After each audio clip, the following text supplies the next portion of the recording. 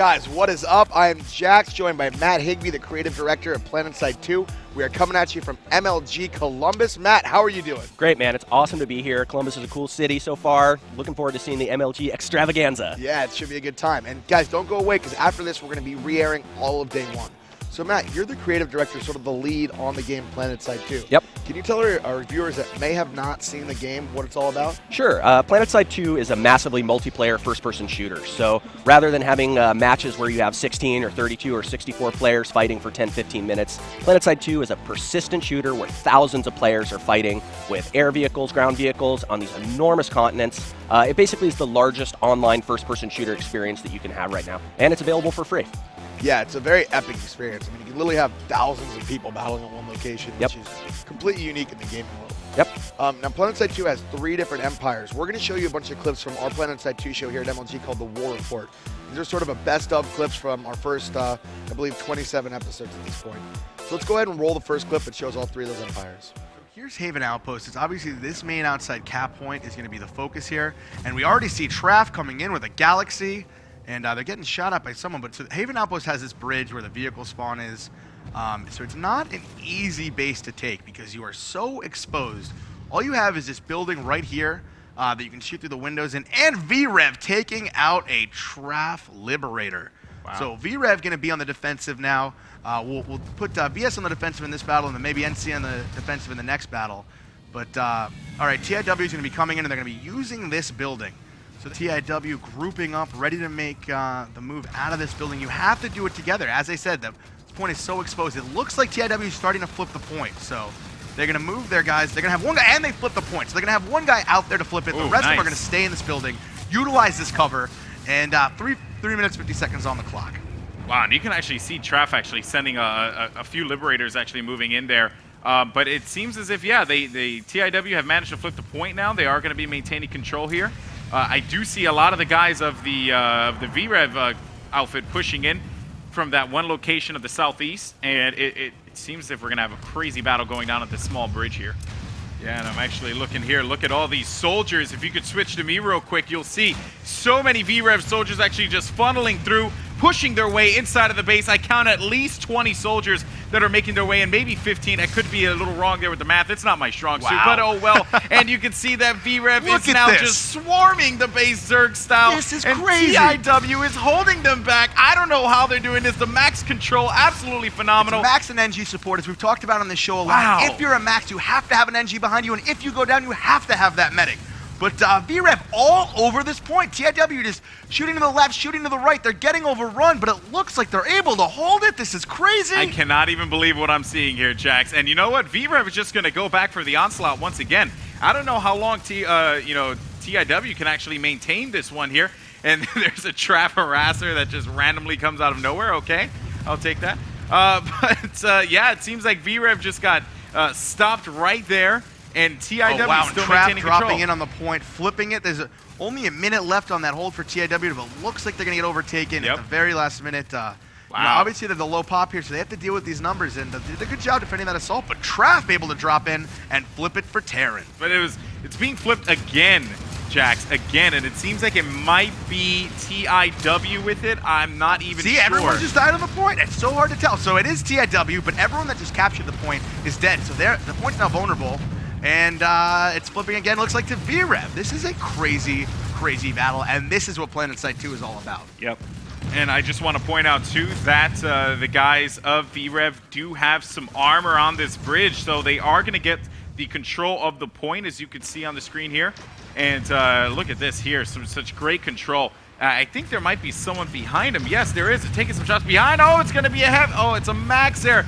That is a TR Max that is shooting this tank here for the VREV crew. He's going to need some repairs. This is so critical. They need to get him down here because they know that if they can get this tank out, then they can very well change the tide of battle here. That tank causing a lot of problems on the bridge. Lots of fire raining down on it. What's going on over at the point, Jax? There's a lot of dead bodies on this point. Either a Traff or a TIW medic can get these guys up, because half of them are Traff, half of them are TIW. But medic came over here. There's one guy just sitting here guarding this point behind this box, and he's going to come out. And he's going to try and take out, I can't even see whose name that is. But TIW back on the point, so it looks like they may try and flip, but they go down. VREV is very heavily secure on this pointers. Yeah, I actually see that TIW is preparing some air support here. You can actually see that they're going to start raining down some activity there. Pod drop! Nice! Pod drop kill! That was awesome. Oh, man. That is the most frustrating thing that can happen in this game. That happened to me one time. I was riding in a Galaxy with my good friend Barbosa, and we were just tearing it up, and then out of nowhere I died. I'm like, what killed us? And it was a pod drop. So mad. That's very frustrating awesome that you caught that. Yeah, I'm very glad. Speaking of annoying, I actually racked into my bound. Oh my God! What was that? Was that another pod drop? I couldn't see it. I was watching my screen, but it was a nuke. It was a nuke. That had to be. There's no other words that can describe it. That's insane. Traf only has 30 seconds left on this cap. So, and the point flips. Like we said, guys, this battle has been raging. So Traf, here we go. Here's where Traf is spawning from. They have this Sunder, but once again, they're really utilizing these squad deploys. Oh wow, and a drop pod right on the Sunday. That is not good. So they're drop podding, and the Sunday goes down. Oh man, what a loss. And that is a VREV drop pod. VREV dropping 2. Wow, they killed the Sunday with drop pods. That is crazy. They just targeted it, and they're aiming those drop pods. Traf now does not have a place to spawn. They might be taken out of this equation as we head back over to the point and watch TIW defend against a very strong VREV team. Yeah. 15 seconds left on the point until NC's going to take it. But as we saw with Traf, okay, we have about 10 seconds. But VREV now dropping in. Are they going to be able to get the last minute secure? Yeah, and I'm looking here, by the way, Scythe actually taking out a couple of VREV, or I believe, VREV secures it! They do? With 7 seconds left! Is TIW going to let that happen? It's literally like 3 seconds. TIW needs to hold, and TIW takes it! Oh my God! What a battle. What a battle. Wow, that was an absolutely epic battle. Huge fight. I remember watching that live on the first, I think it was episode 10 you had that one. Yeah. Oh, crazy fight. Absolutely nuts. I was in the studio and we were literally standing up and screaming at the screens. Really cool, really cool. And I think that really shows off like what having 3 different empires does in a game like this, right? You're not just fighting against one guy. You always have to worry about the spoiler coming in. Right. You know? You always have to think about that. And then another really cool aspect that was shown off there was just the fact that the matches just keep going. You know, like as long as there's fighting happening, those guys now have to defend that base. TIW ended with that base, but that didn't mean the fight was over. That base, they could have kept sitting there fighting, sending troops in forever. As soon as you cap, you then have to defend. And right. It's really a persistent battle. It doesn't end. Exactly. That's why I think so many people love the game.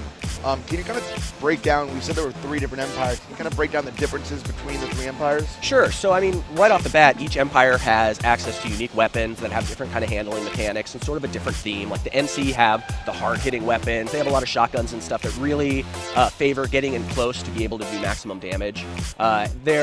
Their main enemies, like the Vanu and the TR, they have completely different themes. So like Vanu Sovereignty, for instance, is very much driven by alien technology. So you see their stuff and it looks a lot more sci-fi inspired. Laser weapons, plasma weapons, hover tanks, things like that. And then the Terran Republic, they're kind of the most organized military-themed empire. They have really, their weapons are high ammo count, low damage, but really good stability. They look like really sophisticated modern-day weapons, so bullets and gunpowder and all that kind of stuff. But yeah, they each play a little bit differently, and I think even in that clip we were able to see those 3 empires had different approaches to the way that they wanted to fight and the tactics that they wanted to use. And that's partially what your outfit does, right? Because this game is so much about teamwork and team play, and outfits are sort of the expression of that. But it's also partially based on what your empire's strengths and weaknesses are. You have to fight the different empires in different ways. How important is like the lore of each empire when you guys design weapons? Well, I mean, the themes are very important, right? We want to try to maintain a consistent theme, so when someone signs up for an empire and says, oh, I really want to play VS, they know what they're signing up for. I want this kind of sci-fi feeling game. Whereas a lot of people who might be like more familiar with, you know, playing a Battlefield game or playing a Call of Duty game, they might feel more at home playing Terran Republic, where the weapons feel and act very similar to weapons in those games. In terms of lore, I mean, lore is important for storyline and stuff, but PlanetSide as a 100% PvP game, the storylines that get created are really getting created by players and shared amongst players. It's not so much us saying, here's the story of this battle, because the battle's being played out by them. Right. So, you know, they get to make their own stories. Now, in that battle, we saw the map Esamir, which is my favorite continent in the game. Cool. You guys recently redesigned that. So what are the redesigns you guys have coming up on the roadmap, and kind of what can fans expect in the next 6 months? So Esamir basically got revamped to add the lattice system to it. The lattice system is a way to link bases together so that you kind of have a defined path that bases progress, kind of like lanes in Dota. And the one update that we're working on right now, which is part of our big optimization update, is actually going back through Esamir and cleaning up a lot of those bases that we had just changed to make them run faster, and also to fix some things that players had told us were not fun about some of the bases. But then beyond that, we actually have a very large revamp of Amarish along the same scale as the one that we did for Esamir. And you know, some of our designers who have been posting screenshots and stuff on Twitter of the bases that they're revamping have been getting really cool feedback from players so far. And you can expect to see that Amarish update early next year. Awesome, man. Yeah. Really stoked for that. You guys did a great job on Esamir. I'm sure you're going to kill on Amarish. But up next, guys, we have another great clip from the War Report. Looking now, I can actually see whoa! Look at all these scythes here. Oh my God! The Vanu Drop Squad is known.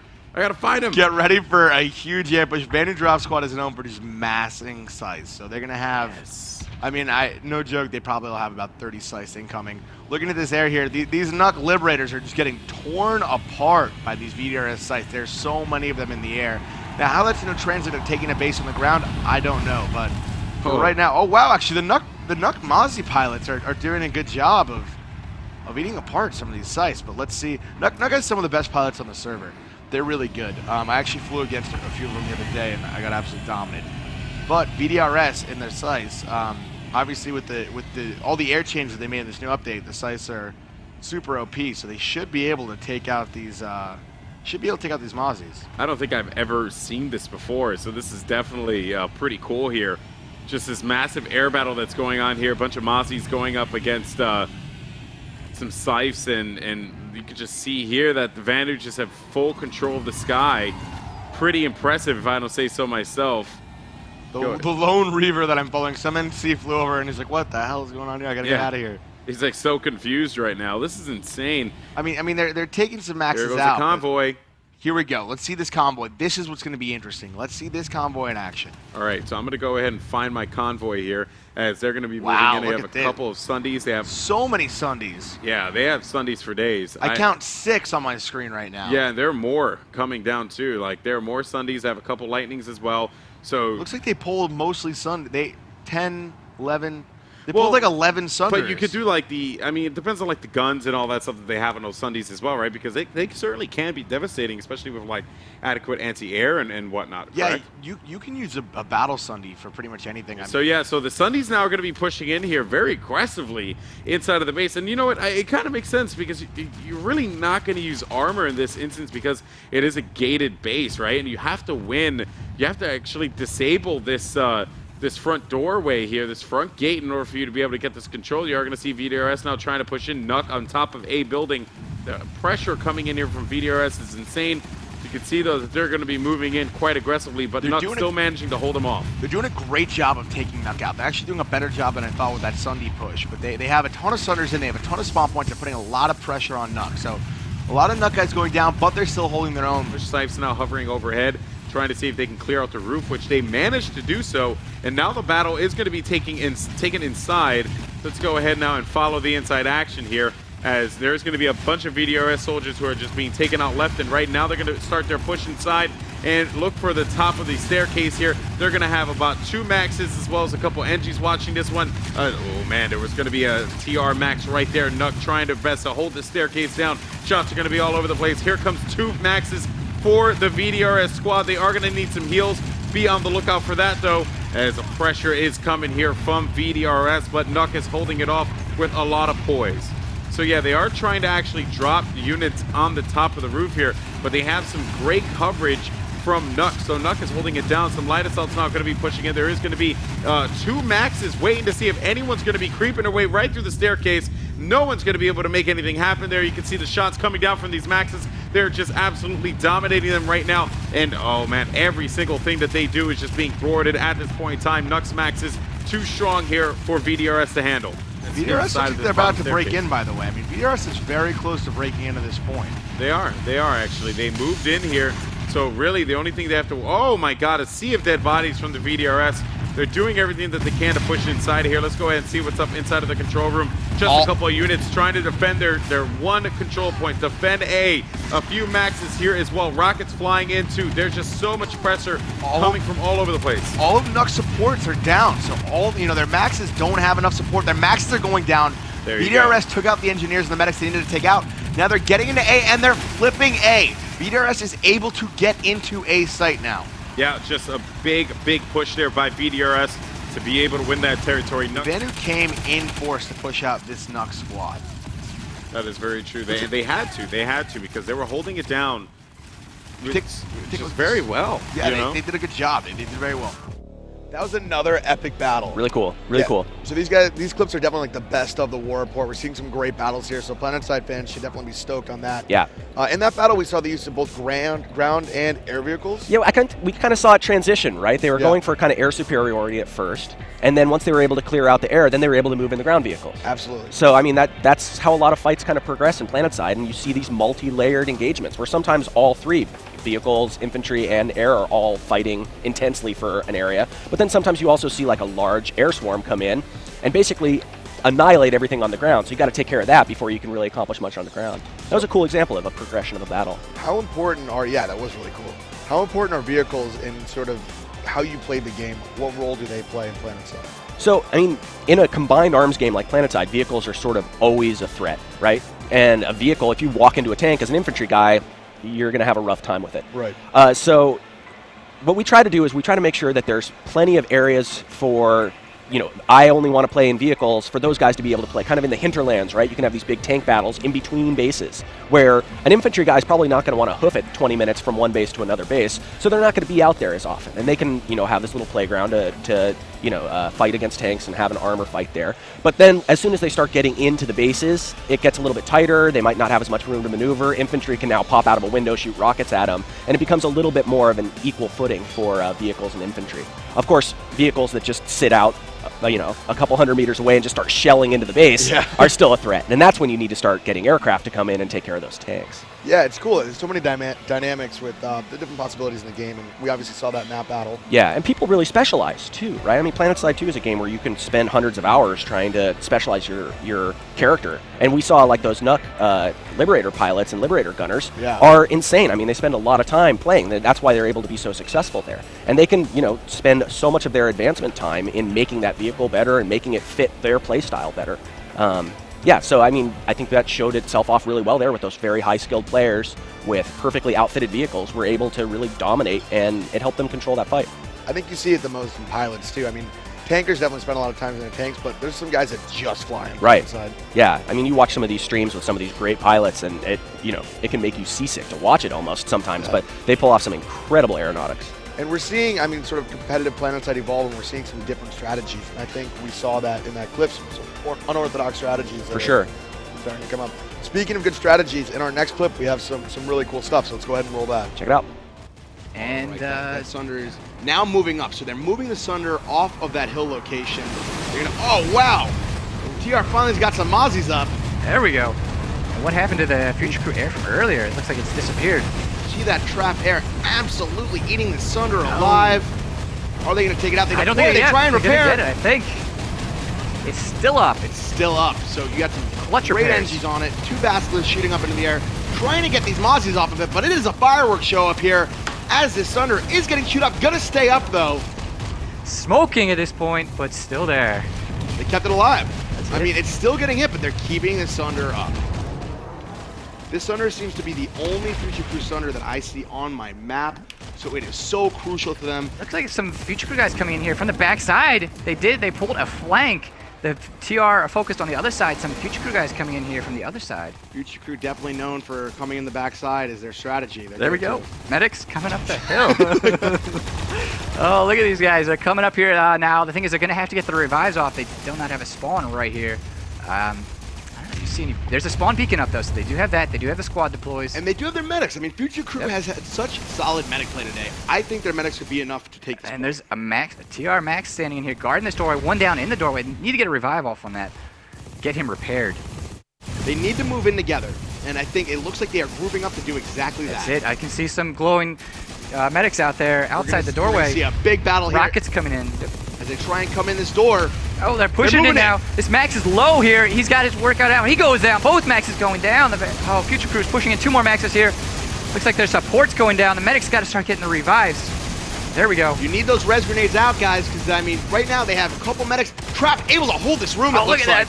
They're getting it back up. Oh, another Max going down. This one in lockdown. There's 2 Maxes left. Engineers repairing. Can they repair? Can they out-repair the DPS? Future Crew, revive grenades going off. 1 Max goes down. 2 Maxes go down. Trap has 1 Max. One medic. Is he going to be able to hold it? Oh, 3 Maxes going go down, down. and Future Crew takes the room. So the Trap guys are moving. Sorry, the Future Crew guys are moving out. They're getting a little bold here. They're not just staying in their room. They're pushing out and pushing against his Trap force. Yeah, it looks like was that a C4 from a medic there? Yeah. That's what that was, right? That's huge. Wow, that's kind of, oh wow, look at this. Look at all these Maxes coming down the hill here. 3 Maxes. I do not see any engineers though. This is a Max crash. 4 Maxes. 1 goes down. There's the engineer. 1 guy went inside. I mean, they know they have to move now. They have 50 seconds, Yep. right? So this is the time to make this Max crash. They're making it, but Maxes have to be supported. Oh, he's in there. He gets shot from behind going down on the point. Another Max down here. There's Max are getting the revives. Where are the rest of the Trap guys? Oh no, I think the Future Crew guys are going to be able to get all the revives to get their guys back up and into the fight. And right here we have 5 seconds left until it is another Future Crew victory. Admirable play from Trap, but Future Crew with that 1 push getting into that building together. Future Crew takes the base. Black Shard goes to Future Crew. They are still undefeated for the day. That was an absolutely unbelievable clip. Really from cool a clip. recent episode. Yeah. So that's Future Crew. Yeah. They won SOE Live. You know, those guys are on my server, and I hate running into them. They're always around, and they're always shooting at me, and I don't like it at all. I hate going out with them. But yeah, definitely. Great guys over there in Future Crew. Now we're starting to see sort of competitive rosters form in PlanetSide. Future Crew being an example of that, winning, I think it was 6K Yeah. at SOE Live. What is your advice for an outfit that is trying to become competitively viable? I think one of the most important things is just making sure that you have consistency. You know, you need to make sure that you have a group of players that are used to playing with each other. When you grab a bunch of pickups, it's tough for you to compete in a game like this that requires such strong coordination. So if you've got a team and you really want to be playing at the highest level, you know, you just got to play with them a lot over and over again. And with, you know, making sure that the teamwork and the coordination is shining through. That's what wins these matches, you know? It really is. You see these groups of skilled players. I mean, really skilled players in Nuck, really skilled players in Future Crew. It really comes down to the coordination and the strategies that they use, and practice makes perfect. And I think what's also really important is having guys that are specializing in flying and guys that are tankers and sort of having all your categories filled. Sure, right, yeah. Make sure you have a specialist, right? You have your special teams, kind of. And a lot of times you win or lose on the special teams. Yep. So Future Crew, great outfit. Trap, that they played, great outfit. So we actually had a competition in MLG Anaheim where we flew some players out. Future Crew was one of the teams in attendance. It was Nuck, TIW, and Future Crew, all of which you've seen on the episode so far. So I think we're going to show you guys a clip from Anaheim. Let's go ahead and roll that. Each team controlling 1 point here. We have TIW on A, Future Crew on B, and Nuck on C. Yep, and I'm actually trying to get the indoors perspective here to see what's going on. Future Crew, actually, like you said, they're actually hanging out inside of A as well. Actually, this one player here, I want to see how this one goes down. Oh, he knifed him. That's not cool. Snowshear always gets some great battles because each point is like its own defensible base, and we're seeing that now. We're seeing A controlled by one team, B controlled by one team, and C controlled by another team. Yeah, we see that split happen quite often on the War Report, but you know what though? It always does provide for some interesting battles because, you know, you're always curious as to who's going to be that outfit that pushes them and manages to take over that, you know, that particular point. Like, you know, it could be TIW. They seem to be a lot more well-equipped. If we go ahead and switch on board of my screen here real quick, you're actually going to see that they have armor. TIW has armor all over the place, and Future Crew is completely surrounded. And you can look here, harasses for Future Crew, getting focused fired by some of the armor that is going to be creeping around here. Future Crew all inside of this particular building. Lots of TIW guys going to be pushing in here. I don't know how Future Crew is going to be able to withstand this one. There's going to be 2 Future Crew guys in here. I don't know how they're going to be able to hold this one off. Look at all of the NC soldiers that are going to be pushing in here. This is going to be so bad. Yeah, so Future Crew is going to hold B right now against a, looks like TIW coming in with a max push. Yeah, 2, look at 3, this. 4 maxes. 4 maxes are going into the point. Getting slaughtered by Future Crew, though. Future Crew able to defend. I don't know how they're doing this. Nope, TIW's moving in. TIW's able to push Future Crew out of B, it looks like. Yeah, they have They're max coming in from control both inside. sides. Look at this. This is crazy. Oh my god. You can see here 5 maxes, 6 maxes inside. And What a TIW rush. pushes Future Crew out of B. Future Crew absolutely shut down. I mean, that's really what it happens. That's what you need to do, right? You just got to go in there and get that control. The maxes certainly ended up doing that for TIW. What a rush by them. All the NC guys are going to be creeping in once again, pushing into C. So they're going to do the same exact strategy that they did to Future Crew at B. They're going to do it to the Nut guys over at C as well. A max rush, 2 guys pushing in here. NGs are going to be in for the support. The shields are going to be out as well. As we creep inside of the base, we're going to see that. You can look here. Oh my god, the pressure that is coming from the TIW crew. Such coordination from TIW as they manage to creep their way inside. There's only going to be 2 maxes in there, 3 maxes, and look at that, flipping right away. TIW does the same thing on C, shuts Nuck down absolutely with these maxes. These max coordinated pushes are doing amazingly well today for TIW. Yeah, and this one was just a straight up through one doorway, just zerging it and just rushing their way right inside. I mean, really, what a rush there for them. That was awesome. MLG Anaheim was a lot of fun. Super fun. It was so cool getting to meet those guys. I hadn't met any of those guys before, but we had a big PlanetSide crew out there. We all hung out and talked shop. We had like 20 people out there collectively. Yeah. And that was the first time I actually met you, so that was... Yeah, I mean, I regret that immensely, but other than that, it was a great weekend. Horrible life decision. Really terrible. Absolutely. Really terrible. Absolutely bad. Yep. So do you have any last words before we wrap up?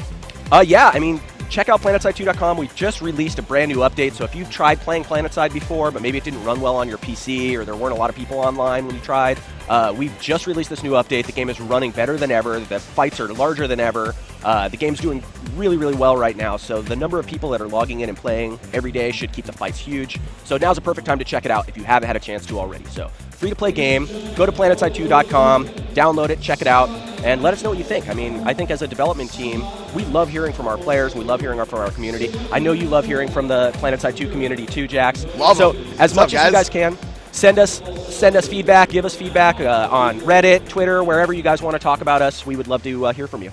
Awesome, guys. Yeah, and you can catch me in game. Jax19 is my in-game name. I'm always playing. I really don't just talk about the game. I love playing it. Right. Not to sound like a commercial, obviously, but it's a fun game. And check out all the episodes of War Report on youtube.com/MLG. PlanetSide 2, free-to-play game. Go download it and check it out. Thank you very much. And now we'll be playing day 1 of MLG Columbus.